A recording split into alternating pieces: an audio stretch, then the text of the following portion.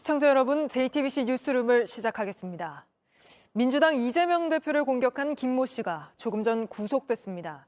경찰 조사 결과 김 씨는 지난해 6월 이후 이 대표를 6차례 정도 따라다닌 걸로 드러났습니다. 오랫동안 범행을 계획한 걸로 보이는데 이렇게 한 범행 동기는 아직 나오지 않고 있습니다. 왜 공격했느냐고 묻는 취재진에게 김 씨는 반성문도 아닌 변명문 8쪽을 냈으니 그걸 참고하라고만 답했는데 먼저 이 소식부터 윤두열 기자가 보도합니다.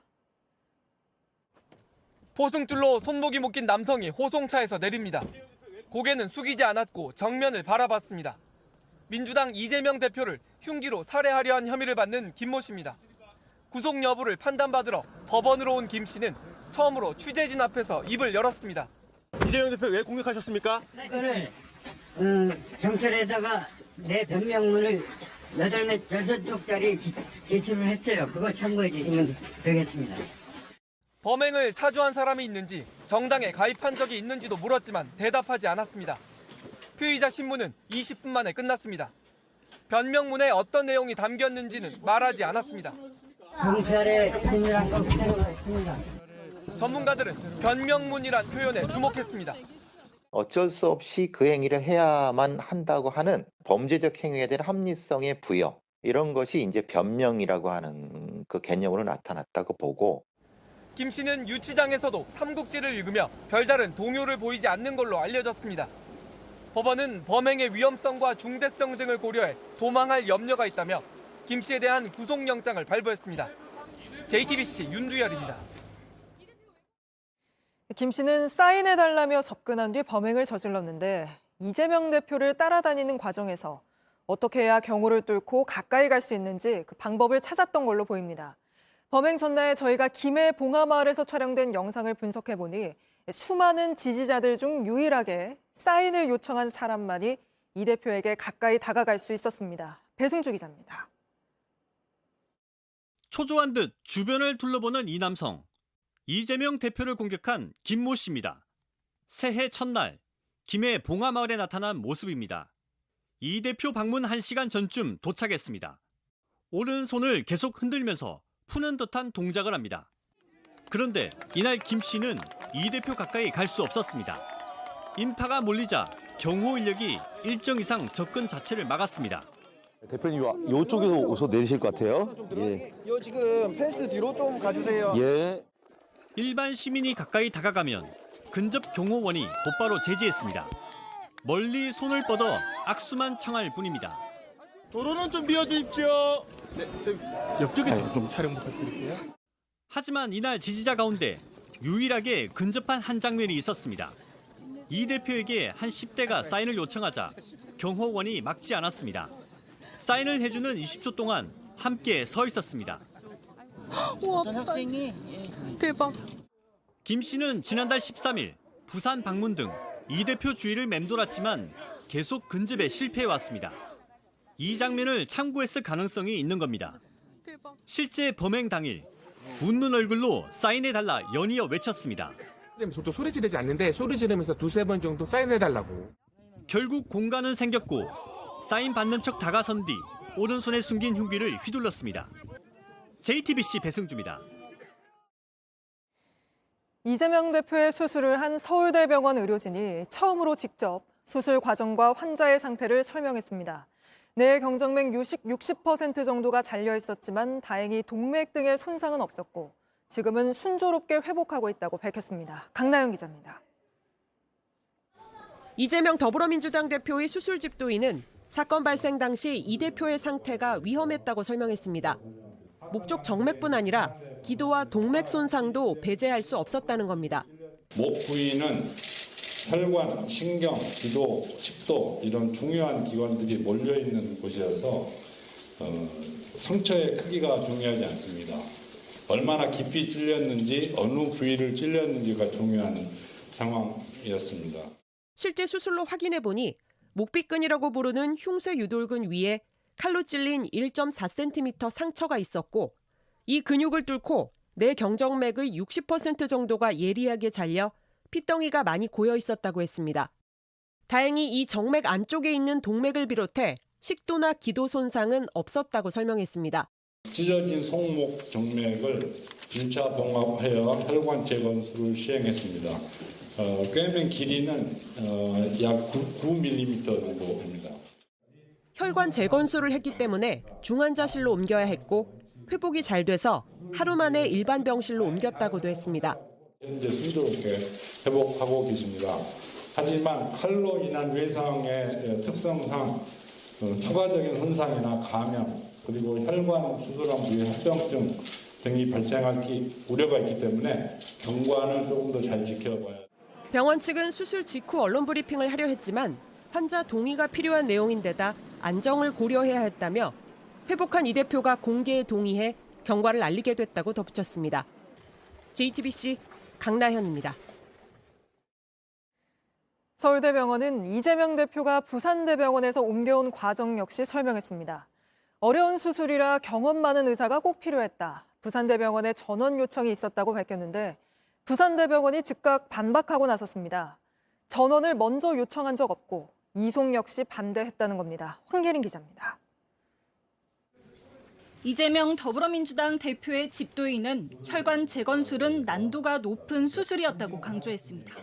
그 수술의 성공은 장담하기 어려운 상태이고요. 따라서 경험 많은 혈관외과 의사의 수술이 꼭 필요한 상황이었습니다. 그래서 우리는 부산대병원의 전원 요청을 받아들였고. 하지만 이를 두고 부산대병원 측은 반박했습니다. 부산대병원 한 관계자는 마치 부산대병원에선 적절한 조치가 안 되고 수술 성공을 장담하지 못해 이 대표를 옮긴 것처럼 보이게 됐다며 이는 전혀 사실이 아니라고 말했습니다. 부산대병원 권역외상센터는 복지부가 발표하는 권역외상센터 평가에서 4년 연속 최고 등급인 A등급을 받았습니다. 또 부산대병원 김영대 권역외상센터장은 JTBC 취재진에 우리가 먼저 전원 요청을 한 것도 권유한 것도 아니라고 했습니다. 이 대표를 직접 응급조치했던 부산대병원 김재훈 외상외과 교수는 곧바로 응급수술을 준비하고 있었다고 했습니다. 이게 내경정맥에 손상이 있겠구나라고 거의 생각을 했었고요. 그래서 그걸 보고 난 다음에 바로 수술 준비를 했죠, 저희들이. 이해하고 보호자분의 동의를 갖다가 얻어야 되니까 연락을 좀 해달라고 이야기. 하지만 그때 이송이 결정됐고 김 교수는 이를 반대했다고 했습니다. 갑자기 혈전이 떨어져 나가가지고 갑작스럽게 이제 대량 출혈이 일어날 수도 있고 안 좋아질 수도 있어요. 그래서 제가 설명을 드렸습니다. 그 부분에 대해서. 그래서 이송을 반대했고요, 저는. 하지만 적극적으로 말릴 수는 없었다고 말했습니다. 환자분이 의식이 명료하고 보호자도 이미 연락도 가능하고 이렇게 되는 경우에 이송을 하겠다는데 저희들 막을 수 있는 방법은 없거든요. 부산 의료계도 서울대병원 이송에 대한 비판 성명을 냈습니다. 부산시 의사회는 환자의 상태가 아주 위중했다면 지역 상급 종합병원에서 수술을 받아야 했고 그렇지 않았다면 헬기가 아닌 일반 운송편으로 전원했어야 했다며 이것이 국가 외상 응급의료 체계라고 주장했습니다. JTBC 황예린입니다. 이재명 대표의 피습 사건 이후 대폭 강화된 경호 속에 국민의힘 한동훈 비대위원장이 취임 후 처음으로 광주를 찾았습니다. 한 위원장은 5.18 정신을 강조하며 헌법 전문에 실릴 수 있도록 노력하겠다고 약속했습니다. 이 소식은 김태영 기자입니다. 한동훈 위원장이 취임 후 처음으로 광주를 찾았습니다. 가는 곳마다 많은 인파가 몰렸습니다. 평소처럼 지지자들과 악수하고 사진 촬영 요청에도 응했습니다. 뒤이어 찾은 청주에선 긴 줄이 생기기도 했습니다. 혼란스러운 분위기 속에 경호는 대폭 강화됐습니다. 뒤로. 빨간 마스크를 쓴 국민의힘 당원들이 한 위원장 밀착 경호에 나섰고 경찰은 사법경찰과 기동대 등 300여 명을 투입했습니다. 이재명 대표 피습 사건 이후 부랴부랴 경호 인력을 늘린 겁니다. 일각에서 경찰 경호 인력을 과하게 요청한 것 아니냐는 지적이 나오자 국민의힘은 즉각 반박했습니다. 경찰에서 경호 강화와 관련해 문의가 있었지만 최소화해달라고 요청했었다는 겁니다. 한 위원장은 5.18 민주묘지를 참배한 직후 5.18 정신의 중요성을 강조했습니다. 저는 헌법 전문에 5.18 정신을 수록하는 것에 적극적으로 찬성합니다. 단순히 동의하는 것이 아니라 적극 추진하겠다며 재차 의지를 드러냈습니다. 광주시당 신년 인사회에선 호남의 지지를 호소했습니다. 우리 당은 광주에서 호남에서 정말 당선되고 싶습니다. 한 위원장은 모레 김대중 전 대통령 탄생 100주년 기념식에도 참석하겠다고 했습니다. JTBC 김태영입니다. 그제 일본 하네다 공항에서 항공기 충돌 사고가 났을 당시 교신 기록이 공개됐습니다. 5명이 숨진 해상보안청 항공기는 활주로에 진입하란 지시가 없었는데 이륙 준비를 했던 걸로 드러나 해상보안청기의 과실 가능성이 제기됩니다. 정원석 기자입니다. 일본 국토교통성이 공개한 지난 2일 하네다 공항 충돌 사고 당시 관제탑과 사고기들의 교신 기록입니다. 오후 5시 44분 56초 관제에서 일본 항공의 착륙 허가를 내줍니다. 편명은 JAL 516, 34R은 340도 방향 오른쪽, 런웨이에 있는 활주로를 뜻합니다. Clear to Land는 착륙을 허가한다는 의미로 340도 방향으로 놓여진 활주로 중에 오른쪽 활주로로 착륙하라는 의미입니다. 그러자 바로 일본 항공 기장이 관제사의 착륙 허가를 복창하며 확인합니다. 직후인 45분 11초 교신을 한 JA722A가 일본 해상보안청 소속 항공기입니다. 관제에선 인사를 건네곤 Taxi to Holding Point Charlie 5, 활주로 진입 전 유도로의 C5라고 쓰여진 정지 위치에서 대기하라고 말합니다. 해상보안청기도 정지 위치까지 진입하겠다며 같은 내용을 복창합니다. 하지만 약 2분 뒤 착륙 후 활주로를 달리던 일본 항공기와 이륙하기 위해 활주로로 진입한 해상보안청기가 충돌하고 맙니다. 해상보안청 항공기의 조종사가 실질적으로 그곳으로 진행하는 과정에서 내가 리스트릭션을 받았다는 것을 망각을 했거나 그 포인트를 놓치고 그냥 지나가 버렸다거나 그런 상황이었을 거다라고 생각이 됩니다. 일본 국토교통성은 교신 기록에 일본 항공기의 착륙 허가는 분명히 있었지만 해상보안청기에 활주로에 진입해도 좋다는 허가는 없었다고 밝혔습니다. 해상보안청기 기장은 사고 경위 조사에서 갑자기 뒤에서 불이 났다며 당시 상황은 기억나지 않는다고 진술한 것으로 전해졌습니다. 현재 언론에선 해당 기장이 활주로로 진입한 사실을 인식하지 못했을 가능성이 있다는 분석도 내놓고 있습니다. JTBC 정원석입니다. 새해 첫날 일본을 강타한 강진으로 지금까지 84명이 숨졌고 이시카와 현에서만 79명이 실종됐습니다. 골든타임 72시간이 지난 상황에서 구조 작업이 계속되고 있는데 이 와중에도 여진이 이어지면서 병원이 멈춰서는 등 피해가 늘고 있습니다. 이시카와 현에서 김현애 특파원입니다. 강진이 발생한 일본 이시카와 현에 있는 한 병원. 환자 한 명이 실려 나옵니다. 여진이 심해 병원을 빠져나가는 겁니다. 이렇게 오늘 하루 종일 이 병원은 환자들을 먼 곳으로 내보내고 있습니다. 제 뒤로 보시는 것처럼 지진으로 천장이 무너져 내리면서 환자들을 돌봐야 할 병원은 더 이상 환자를 돌볼 수 없는 상태가 됐습니다. 수술실마저 지진으로 사용할 수 없는 상태가 됐습니다. 悪夢を見ているような感じでそのままの延長線上で来ているのでなんかこの先どうしようっていう不安はめちゃくちゃあるんですけど 복구된 도로를 달려 도착한 대피소. 어제 이곳으로 대피했다는 한 주민은 여전히 두려움을 호소합니다. 家がすごい揺れたもんで2階のものは全部下へ落ちたりねもう瓦が飛んだり 인근 시카마치 마을 사무소. 자위대가 도착하고 구호 물품이 들어옵니다. 비 가림막을 나눠준다는 소식에 한달음에 달려온 주민들. 아직 구조를 기다리는 사람들을 걱정합니다. いつもの冬よりは寒くはないので、でもやっぱ気温夜になると冷夏になるので、それがすごい心配ですね.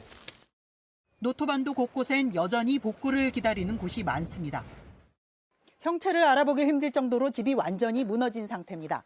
주민들은 비를 피하기 위해 일본 정부에서 나눠준 비닐을 이렇게 설치하고 있습니다.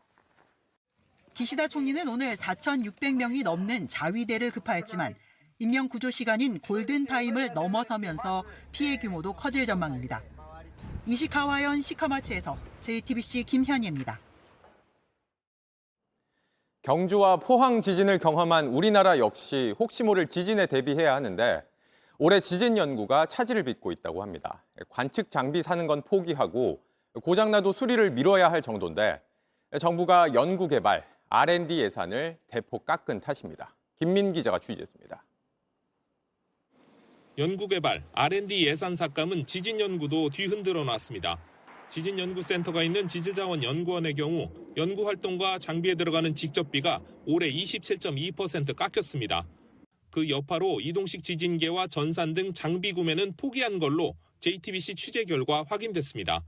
매년 4-5개 정도 고장나는 지진관측소의 센서 수리도 나중으로 미뤘습니다. 지진 관련 연구 차질은 불가피해 보이는데 그나마 정부기관은 형편이 나은 편입니다. 한 60% 정도까지 예산 삭감되는 그런 경우도 많이 듣고 있습니다. 연차 과제하고 있는데요. 3년차까지 진행을 하고 예산 지원이 힘드니 다음 연도 혹은 그 후년으로 이렇게 미루자. 재난을 연구하는 다른 정부기관도 사정은 마찬가지입니다. 한 감염병 연구기관은 올해 직접비 예산이 28% 넘게 줄었는데 정부가 직접 발주하는 사업 예산은 더 많이 깎일 걸로 보입니다. 재난 분석용 슈퍼컴퓨터를 운영하는 한 기관은 오른 전기료를 마련하기 위해 중과제 3개를 없앴습니다. 국민의 안전 위험을 연구하는 그런 분야 연구를 하더라도 경중과 정도 그리고 선후 관계가 있을 텐데 그걸 따져보지도 않고 일괄 삭감했다는 것 자체가 이제 사실은 더 큰 문제가 있는 것이죠. 예. 국민 삶과 직결되는 재난 연구가 부실해질 수 있다는 비판이 나오는 가운데 정부는 오늘 민간 R&D 투자인 세액공제를 확대하겠다고 발표했습니다. JTBC 김민희입니다. 일본은 이번 지진으로 이시카와현의 노토반도 섬 전체가 서쪽으로 1m 넘게 이동하며 위치가 바뀌었습니다. 동일본 대지진 때는 한반도 역시 3cm 정도 이동했는데 이번엔 어떤 영향이 있었는지 성화선 기자가 정리했습니다. 일본 국토지리원은 최근 이시카와현 노토반도가 서쪽으로 1.3m 이동했다고 밝혔습니다. 새해 첫날 발생한 규모 7.6 지진의 여파입니다. 지난 2011년 규모 9.0 강진이 발생했던 동일본 대지진 당시 한반도는 평균 3cm 남동 방향으로 이동했습니다. 당시 독도와 울릉도는 5cm 움직였습니다. 이번엔 어떨까요? 국토지리정보원은 우리나라 지각 변동에 영향이 없다고 설명했습니다. 안반 위에 고정된 안테나로 위성의 신호를 받아서 분석해보니 오차 범위 1cm 이내로 큰 변화가 없었던 겁니다. 우리나라가 연간 이동하는 속도는 변함이 없고요. 이번 지진의 영향으로는 우리나라에 미치는 영향이 적다. 한반도는 1년에 3cm 정도 남동 쪽으로 이동하고 있습니다. 모든 나라들이 지각판의 움직임에 따라서 맨틀 위에서 이동하고 있습니다. 움직임이 큰 나라는 연간 10cm가 넘게 이동하기도 하고요. 우리나라는 비교적 안정적으로 판 내부에 속해 있기 때문에 연간 이동량이 일정한 편입니다. JTBC 성화선입니다. 정부가 올해 경제 정책 방향을 발표했는데 이걸 놓고 4월 총선을 의식한 게 아니냐는 지적이 나오고 있습니다. 상반기에 공공요금을 동결하고 경기 부양을 위한 SOC 예산도 상반기에 끌어쓰는 등 각종 민생 대책이 상반기에 집중됐기 때문입니다. 오원석 기자입니다. 정부는 올해 경제 성장률을 2.2%로 전망했습니다. 내리막을 타던 성장률이 소폭 반등하고 물가 역시 2%대에 안착할 거라고 내다봤습니다. 수출이 회복하면서 경기를 이끌겠지만 내수와 건설 경기는 복병입니다. 정부는 내수를 살리기 위해 상반기에 공공요금을 동결하고 이 기간 늘어난 카드 사용액만큼 20% 소득공제를 확대 적용합니다. 또 1분기엔 자영업자에게 전기료 20만 원씩을 지원합니다. 태형건설에서 시작된 PF 부실 사태는 올해도 이어질 전망인데 부동산 연착륙 역시 핵심 과제입니다. 85조 원 이상의 시장 안정 조치와 질서 있는 정상화, 재구조화를 통해 부동산 PF의 연착륙을 유도하고 사업성은 있지만 자금 압박에 시달리는 PF 사업장은 LH가 사들이고 사업성이 없다면 민, 관이 함께 펀드를 만들어 사들인 뒤 정상화한다는 계획입니다. 건설 경기를 살리기 위해 1주택자가 인구 감소 지역에서 집을 한 채 더 사도 1주택자로 간주하는 세컨홈 정책도 시행합니다. 다만 해당 지역과 조건은 추후 발표할 예정입니다. 건설 투자를 늘리기 위해 SOC 예산도 상반기에 역대급으로 끌어쓰기로 했는데 우려의 목소리도 나옵니다. 올해 상반기에 초기 투자 비용이 많이 들어가는 부동산 건설 또는 SOC 투자를 집행을 한다면 하반기에 세수 부족이 더 커질 것 같다는 생각은 들거든요. 대부분 상반기에 쏠려 있는 민생 정책이 총선을 의식했다는 비판도 나오는데 정부는 선을 그었습니다. 민생의 체감 측면에서 보면은 상반기가 굉장히 어렵다. 그래서 정치 일정과 관계없이 저희가 경제 흐름만 봤을 때 그렇게 판단을 한 것입니다. 연초 윤석열 대통령이 발표한 금융투자소득세 폐지 방안은 이번 경제정책 방향엔 포함되지 않았습니다. JTBC 오원석입니다. 국민연금 중 노령연금을 받는 사람의 절반은 매달 받는 돈이 40만 원도 안 되는 걸로 나타났습니다. 노후의 소득을 보장하는 역할을 제대로 하지 못한다는 건데 이런 상황에서도 국민연금 개혁은 논의가 지지부진합니다. 이예원 기자입니다. 국민연금에 가입한 지 10년 넘은 수급자는 현재 544만 753명입니다. 그런데 이 중 절반은 월 40만 원을 채 못 받는 것으로 나타났습니다. 24만 2천 원? 65세부터 받았어요. 20만 원에서 40만 원 수급자가 가장 많았고 20만 원 미만도 12% 정도 됐습니다. 최고 266만 원을 받는 사람도 있었지만 평균 수급액은 61만 9천 원에 그쳤습니다. 가입 기간이 짧기 때문입니다. 국민연금은 소득의 9%를 보험료로 내면 생애 평균 소득의 40%를 매달 연금으로 받게 돼 있습니다. 하지만 이건 40년 내내 냈을 때입니다. 실제로는 가입 기간이 평균 19년으로 평균 소득의 22%를 받고 있습니다. 소득 하위 70%인 노인들에게 주는 기초연금까지 받는다 하더라도 생활이 어려운 경우가 있습니다. 한 33만 원, 34만 원인가 그래. 한 31만 원이구나. 그 갖고는 어떤 땐 비싸나. 병원도 가야 되고. 문제는 점점 내는 사람은 줄고 받는 사람은 늘어난다는 겁니다. 가입자 수는 지난해 처음 감소세로 돌아섰고 고령화로 수급자 수는 역대 가장 많았습니다. 연금 수급에 대한 불안은 커지는데 확정안에 대한 진척은 보이지 않습니다. 이제는 구체적인 안이 나와야 될 텐데 정부와 국회는 민간 전문가들한테 맡겨놓고 자신들은 뒷짐지고 어떻게 되는지 보자 이런 태도를. 정부는 국회가 연금 개혁을 할 수 있는 자문 기구를 이달 안에 출범하겠다고 했습니다. JTBC 이혜원입니다. 전두환 씨 일가로부터 받아낼 수 있는 마지막 추징금 55억 원이 법정 공방 끝에 국고로 환수되게 됐습니다. 남은 867억 원은 국회에서 법을 만들지 않는 한 받아내지 못할 걸로 보입니다. 박병현 기자입니다. 전두환 씨 일가가 신탁회사의 관리를 맡겼던 경기도 오산시 땅입니다.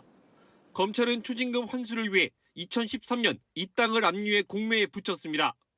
하지만 땅을 관리하던 교보자산 신탁은 압류 대상이 아니라고 주장했습니다.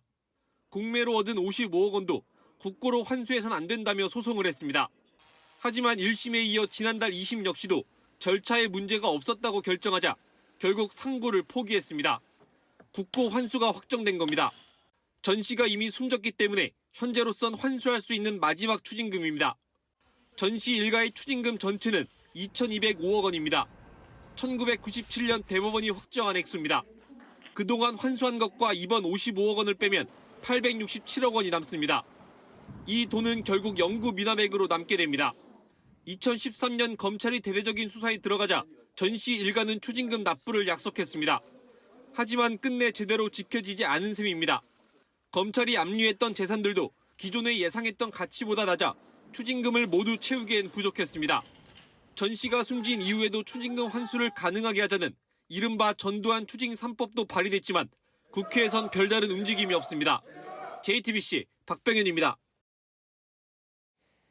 이혼하고 양육비 안 주는 나쁜 부모들의 이름과 전화번호, 직장, 얼굴을 공개한 인터넷 사이트 배드파더스.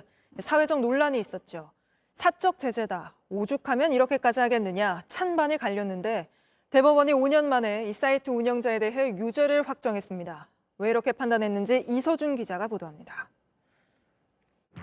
인터넷 사이트 배드파더스에 2018년 양육비를 주지 않는 부모들의 신상이 공개됐습니다. 사진과 이름, 전화번호, 직장까지 모두 포함됐습니다. 양육비라고 하는 것이 아이들의 생존권과 직결되니까 구 씨는 해당 부모들의 명예를 훼손한 혐의로 재판에 넘겨졌습니다. 국민참여재판으로 진행된 1심에선 공익성이 인정돼 무죄가 나왔지만 2심은 유죄라고 봤습니다. 사적 제재가 제한 없이 허용되면 인격권을 침해할 수 있다며 벌금 100만 원의 선고 유예를 결정했습니다. 선고 유예는 범행이 경미할 때 선고를 일정 기간 미루는 것을 말합니다.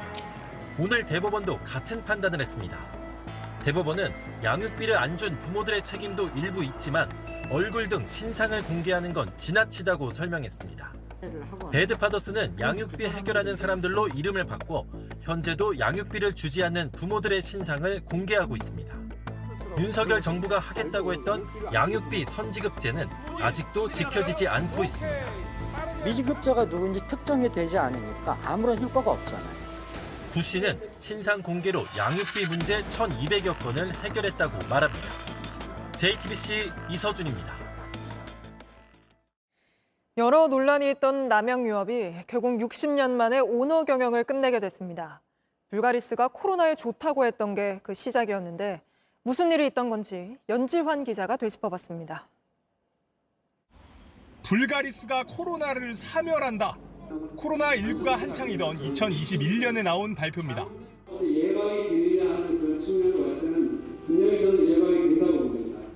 하지만 식약처 조사에서 허위로 드러났습니다. 남양유업 홍원식 회장은 눈물을 흘리며 기자회견까지 했습니다. 회장직에서 물러나겠습니다. 자식에게도 경영권을 물려주지 않겠습니다. 사모펀드 운영사 한행컴퍼니와 일가의 주식지분 53.08%를 넘기는 계약을 했습니다. 그런데 대국민 사과 석 달 만에 홍 회장은 한행컴퍼니가 사전 합의를 이행하지 않았다며 계약을 파기하겠다고 나섰습니다. 자신과 가족들을 계속 입원으로 예우하기로 협의하자고 했는데 지키지 않았다는 겁니다. 예우가 뭔가 봤더니 10억 원이 넘는 연봉과 비서, 법인카드와 차량, 기사, 사무실, 회원권 이용 등이었습니다. 이어진 법정 공방, 1심과 2심에 이어 오늘 대법원까지 모두 홍 회장이 졌습니다. 계약서에 명시하지 않은 것을 사전 합의로 볼 수 없다는 겁니다. 하나의 로펌이 양측의 주식 거래를 모두 대리해 문제란 주장도 받아들여지지 않았습니다. 이렇게 남양유업의 오너 경영은 60년 만에 막을 내리게 됐습니다. JTBC 연지환입니다. 일본 도쿄 지하철에서 한 20대 여성이 승객들에게 흉기를 휘둘렀습니다. 남성 4명이 공격을 받고 병원으로 옮겨졌는데 그중 3명이 크게 다친 걸로 전해집니다. 김서연 기자입니다. 텅 빈 지하철 안에서 경찰들이 흰 코트를 입은 여성을 둘러쌉니다. 경찰에게 제압당한 이 여성. 결국 뒤로 수갑이 채워진 채 열차 밖으로 끌려 나옵니다. 현지 시간으로 어젯밤 11시쯤 한 20대 여성이 아키하바라역과 오카치마치역을 달리던 도쿄 지하철 안에서 흉기를 휘둘렀습니다. 남성 4명이 상처를 입고 쓰러지자 승객들이 비상벨을 눌렀고 열차는 다음 역에서 긴급 정차했습니다. 피해자 가운데 3명은 중상을 입어 인근 병원으로 옮겨졌습니다. 다만 생명에는 지장이 없는 것으로 전해졌습니다. 현장에 출동한 경찰은 범인을 살인미수 혐의로 긴급 체포했습니다. 경찰 조사에서 죽일 의도로 칼을 휘둘렀다며 혐의 사실을 모두 인정했습니다. 가방에는 범행에 사용하지 않은 또 다른 흉기도 담겨 있었습니다. 범행 동기에 대해선 어렸을 때 학대를 받았다, 사람의 상냥함을 모른다고 진술한 것으로 전해졌습니다. 일본 언론은 이 여성이 한겨울임에도 맨발에 샌들을 신고 있었다고 보도하기도 했습니다. JTBC 김서연입니다. 서현역 흉기 난동 사건의 가해자 최원종이 법원에 조현병 탓에 심신미약 상태였다는 감정서를 냈습니다. 오늘 법정엔 최원종의 부모와 피해자 유족들이 나왔는데 어린 딸이 입던 대학 점퍼를 입고선 아버지는 최원종으로부터 아직 사과를 받지 못했다, 사법부라도 위로를 해달라며 사형을 선고해달라고 호소했습니다. 박현주 기자입니다. 재판 일주일 전부터는 이제 몸에 벌써 반응이 나기 시작해요. 소화도 안 되고 잠도 안 오고 판결이 빨리 나서 재판도 빨리 끝나면 좋겠어요. 20살 딸을 떠나보낸 아버지는 딸이 입던 대학교 점퍼를 입고 법정에 나왔습니다. 아내를 잃은 남편은 살을 하더라도 나는 살 수 있구나 이런 잘못된 이 메시지가 전파될까 봐. 어제가 결혼기념일이었다며 울음을 터뜨렸습니다. 사건이 난 쇼핑몰 경비 직원이던 또 다른 피해자는 최원종은 시민을 해치며 쾌락을 느끼는 것 같았다며 트라우마에 일을 그만뒀다고 했습니다. 법정에 나온 피해자들 모두 엄벌에 처해달라고 호소했지만 최원종 측은 심신미약 상태였다는 기존 주장을 반복했습니다. 정신감정서를 내며 조현병 증세로 오랜 수감 생활을 하기 어렵다고도 했습니다. 오늘 법정엔 처음으로 최원종의 부모도 모습을 드러냈습니다. 왜 사과를 하지 않느냐고 묻자 피해자들과 연락할 방법을 찾을 수 없었다고 했습니다. 우리가 그렇게 하고 그러는 게 2차 가해도 될 수 있고 감형을 위한 노력이라는 거기 때문에. 이런 주장의 피해자들은 모두 변명일 뿐이라고 분통을 터뜨렸습니다. 최원종에 대한 다음 재판은 오는 18일 열립니다. JTBC 박현주입니다. 정부가 남북 간 경제협력의 상징이던 개성공단의 지원 업무를 맡아온 지원재단을 해산하기로 했습니다. 북한의 잇따른 도발로 2016년 초 개성공단 가동이 중단된 지 약 8년 만입니다. 공단의 회생 가능성이 낮다고 보고 재단도 해산시키기로 한 건데 윤세민아 기자가 보도합니다. 북한 개성 시내 도로 위에 파란색 버스 한 대가 다닙니다. 2022년 여름 북한 매체의 보도인데 개성공단 출퇴근 버스로 사용되던 현대자동차 대형 버스와 똑같습니다. 2016년 초 박근혜 정부가 개성공단 가동을 중단시킨 뒤 우리 측이 두고 나온 300여 대의 버스를 북한이 무단 사용하는 정황이 포착된 겁니다. 정부는 오늘 2007년부터 개성공단 시설관리와 입주기업의 인허가 업무를 맡아온 지원재단을 해산한다고 밝혔습니다. 통일부 당국자는 비핵화에 대한 북한의 태도 변화가 없고 우리 측 재산권에 대한 침해가 가속화되고 있는 점을 고려했다고 설명했습니다. 재단 운영에 한 해 70억 원 가량이 사용되는 등 비효율성도 고려했다고 덧붙였습니다. 그동안의 통일부 업무에 대한 윤석열 대통령의 부정적인 인식도 영향을 끼친 걸로 보입니다. 통일부는 마치 대북 지원부 같은 역할을 해왔는데 그래서는 안 된다. 이제 통일부가 달라질 때가 됐다고 말했습니다. 입주기업의 재산권 보호 등 남은 업무는 공공기관인 남북교류협력지원협회에서 이어받을 예정입니다. 입주기업들은 반발했습니다. 비겁한 얘기죠. 무책임한 얘기고 지원재단을 해체하면서 개성공단 청산과 관계가 없는 얘기다 하는 거는 지원재단 해산으로 개성공단 사업은 완전 폐쇄에 한 걸음 더 다가가게 됐습니다. JTBC 윤세민입니다. 이란에서 적어도 84명이 숨진 폭탄 테러가 일어났습니다. 4년 전 미국에 암살된 솔레이마니 사령관의 추도식장에서였는데 지금 벌어지고 있는 이스라엘 전쟁과도 깊이 얽힌 인물이라 중동의 긴장이 더 높아지고 있습니다. 워싱턴에서 김필규 특파원이 보도합니다. 폭탄 테러가 일어난 건 이란 남동부 케르만시에 있는 가셈 솔레이마니 사령관 묘지 근처입니다. 인파가 모인 그의 사주기 추도식장에서 두 차례 큰 폭발이 일어났습니다. 지역 당국은 사상자가 300명에 이른다고 밝혔습니다.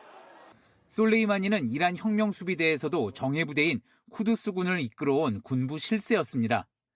이란 최고 지도자 아야톨라 알리 하메네이의 최측근이던 그는 이라크 바그다드 국제공항에서 미군의 공습으로 숨졌습니다. 이란은 솔레이마니 암살이 하마스가 이스라엘을 기습 공격한 이유가 됐다고 주장했습니다. اگر کسی میخواد بگه که انتقام صهیونیست‌ها و امریکایی‌ها چی بود یکیش از اون همین طوفان الاقصی بود. 그래서 이번 추도식 테러의 배후로 미국과 이스라엘을 지목했습니다. تردید نکنید در این جنایت و جنایت‌هایی که مرتکب شدید هزینه‌ای خواهید داد که سخت پشیمان کننده خواهد بود. 미국은 자국과 이스라엘 모두 이번 테러와 무관하다고 선을 그었습니다. the United States was not involved in any way, and any suggestion to the contrary is ridiculous. And number two, we have no reason to believe that Israel was involved in this explosion. 오히려 공격 방식으로 볼 때 이란을 싫어하는 이슬람 국가 IS의 소행일 수 있다고 봤습니다. 본격적인 대선 레이스가 시작되기 전 갈등을 봉합하고자 했던 바이든 대통령의 바람과 달리 전쟁은 더 커질 조짐을 보이고 있습니다. 워싱턴에서 JTBC 김필기입니다. 오늘 새벽 세종시의 다리 두 곳에서 차량 39대가 잇따라 추돌하면서 14명이 다쳤습니다.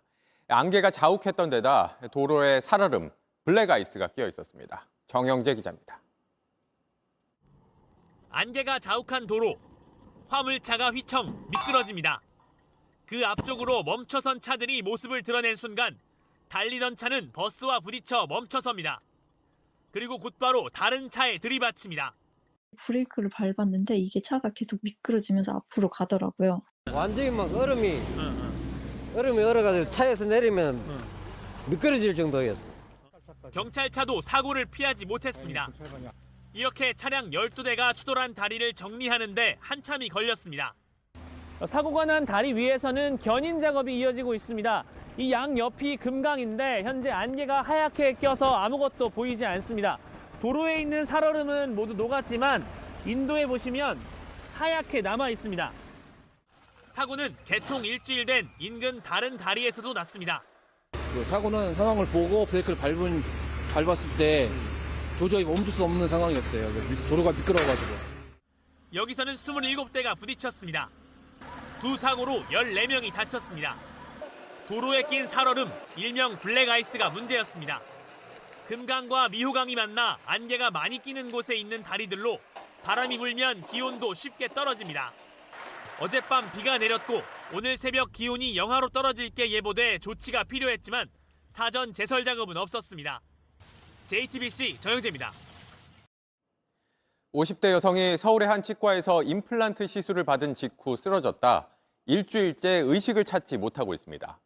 경찰이 수사에 들어갔는데 가족은 이 여성이 당시 응급처치도 제대로 받지 못했다고 주장합니다. 정인아 기자입니다. 50대 여성 정모 씨가 수술대에 누워 있습니다. 의사가 주사를 놓고 임플란트 장치를 장비에 끼웁니다. 정 씨는 지난달 28일 서울 송파구의 한 치과에서 앞니 한 개를 뽑고 잇몸에 나사를 끼우는 임플란트 시술을 받았습니다. 그런데 시술 직후 병원 휴게실에서 쓰러졌습니다. 제가 엄마 짐 드리고 커피 마시러 가자 이렇게 됐어요. 그래 그랬는데 갑자기 뒤돌더니 어지럽다면서 그때 바로 쓰러지셨고. 가족들은 평소 정 씨 건강에 문제가 없었다고 했습니다. 특히 치과 의료진이 휴게실로 왔지만 심폐소생술을 할 줄 아는 건 간호사 한 명뿐이었다고 했습니다. 그것마저도 물어보면서 겨우 했다고도 했습니다. 119한테 심폐소생술을 조금 하고 있는데 어떻게 해야 돼? 그 다음은 어떻게 해야 되냐고 물어보더라고요. 119 도착도 늦어져 사설 구급차를 불렀습니다. 10분이면 가는 서울 아산병원에 도착하는데 30분 넘게 걸렸습니다. 도착했을 때 정 씨의 호흡은 멎은 상태였습니다. 지중학화라고 해서 자가 호흡을 못하는 코마 상태세요. 뇌사까지 가는 상황이 이제 임박해는. 치과 측은 통상적인 시술이었다면서 환자에 대한 적절한 문진과 응급조치를 했다고 해명했습니다. 아산병원 측은 가족에게 임플란트 시술 때문에 뇌출혈이 생긴 건지는 알기 어렵다면서 혈압이 높아지면 간접적으로 뇌출혈에 영향을 줄 수 있다고 했습니다. 정 씨의 가족은 업무상 과실치상 혐의로 치과 원장을 경찰에 고소했습니다. 경찰은 시술 과정에 문제가 있었는지, 응급처치는 제대로 됐는지 등을 조사할 예정입니다. JTBC 정인아입니다. 낙서로 훼손됐던 경복궁 담장이 1차 복원 작업을 마치고 오늘 공개됐습니다. 낙서를 지우는데 19일이 걸리고 1억 원 넘는 돈이 들어갔는데 문화재청은 복원을 다 마친 뒤에 낙서범들을 상대로 손해배상을 청구할 방침입니다. 이한길 기자입니다. 경복궁 영추문 담장이 제 모습을 찾았습니다. 붉은색, 푸른색 스프레이로 뒤덮였던 부분은 복원 작업으로 대부분 지워졌습니다. 문화재청은 레이저를 쏴서 낙서를 태우기도 하고 고운 돌가루를 뿌려 페인트 입자를 씻어내기도 했습니다. 저희가 해보니까 이렇게 X자로 그냥 껐는데 1.5초면 이렇게 낙서가 진행이 됩니다. 거의 2주 가까이 엄청난 많은 인원이 들어가서 하루 평균 29명의 작업자가 투입됐는데 장비 대여료와 인건비 등을 합치면 지금까지 1억 원이 들어갔습니다. 매서운 한파 속에서 최선을 다했지만 상처는 남았습니다. 예전과 비교하면 낙서 제거 작업을 한 부분은 표면이 좀 더 얼룩덜룩해졌고 가까이서 보면 미세한 페인트 입자들이 남아 있습니다. 작업은 이제 80% 정도 완료된 상태. 문화재청은 날씨가 풀리면 추가 복원에 들어갑니다. 페인트를 완전히 지우고 주변과 색을 맞추는 겁니다. 복원이 끝나는 대로 피의자 3명에게는 손해배상을 청구할 방침입니다. 또 모방 범죄를 막기 위해 경복궁 담장에 CCTV를 더 설치하고 밤 시간대 순찰을 늘리기로 했습니다. JTBC 이한길입니다. 영하의 날씨 속에 한미 전차부대가 혹한기 연합훈련을 했습니다. 우리 군의 주력 전차가 표적을 정밀 타격하면 주한미군 장갑차는 적진으로 침투해 호흡을 맞췄습니다. 김민관 기자가 현장 취재했습니다.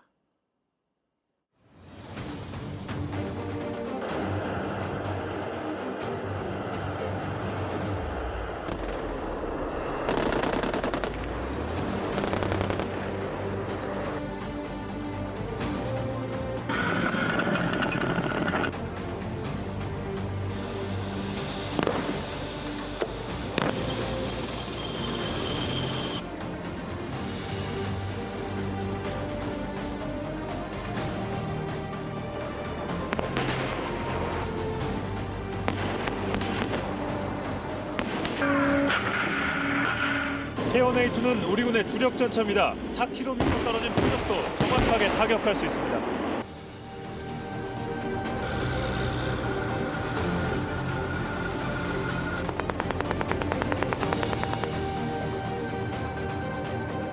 주한미군의 스트라이커 장갑차는 빠른 속도로 적 진지까지 침투해 작전을 펼칩니다.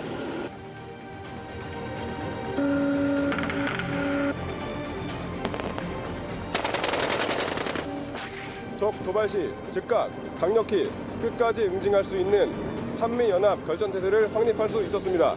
And this is the exact type of training that our soldiers hope for when we come here to Korea. Every single one of them will remember this day and talk about it for the rest of their lives.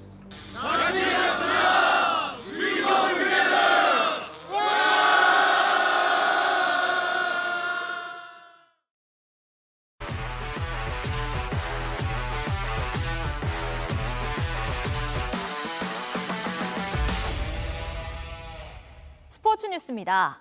손흥민 선수와 인사를 나누는 이 사람, 카타르 월드컵에서 우리나라의 16강 진출을 함께 이끌었던 벤투 감독이죠. 약 1년 만에 재회인데 어떻게 만난 걸까요? 홍지용 기자입니다. 안녕하십니까. 새해 복 많이 받으세요. 새해 첫날부터 골을 선물한 손흥민은 곧바로 아랍에미리트로 이동해 축구대표팀에 합류했습니다. 가볍게 몸을 풀고 익살맞게 사진 촬영도 하면서 첫날 훈련에 마친 뒤엔 뜻밖의 인연도 만났습니다. 약 1년 전 월드컵 16강을 함께 이끌었던 벤투 감독과 같은 훈련장을 쓰는 바람에 흐뭇한 만남이 성사됐습니다. 한참 동안 감독과 이야기를 나누던 주장 손흥민은 코치들과도 따뜻한 포옹을 나누며 반가움을 표했습니다.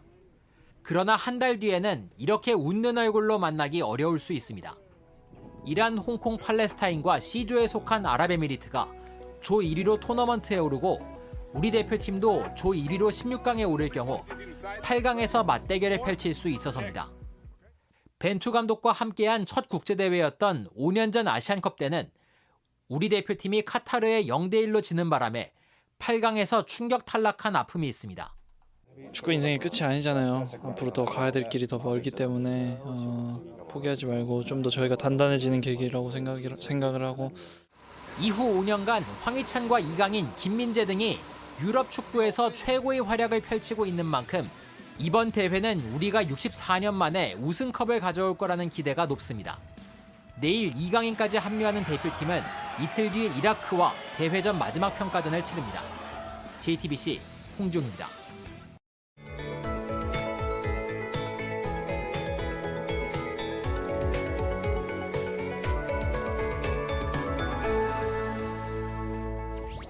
오늘 온화한 날씨가 이어졌지만 중부지방은 미세먼지 농도가 높게 나타났습니다.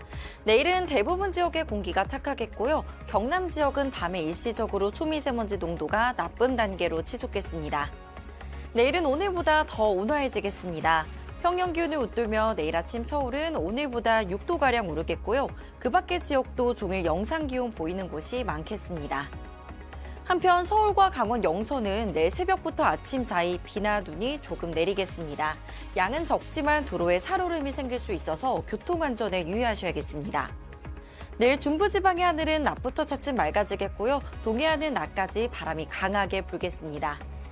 내일 아침 기온 서울, 전주 3도, 창원 1도로 오늘보다 3에서 8도가량 높겠고요. 낮 기온도 서울 7도, 광주, 대구 11도, 부산 13도로 포근하겠습니다. 새해 첫 주말부터 영하권의 추위가 찾아오겠고요. 다음 주 월요일 서울의 아침 기온은 영하 8도까지 떨어질 전망입니다. 날씨였습니다. 뉴스룸 저희가 준비한 소식은 여기까지입니다. 시청해주신 여러분 고맙습니다.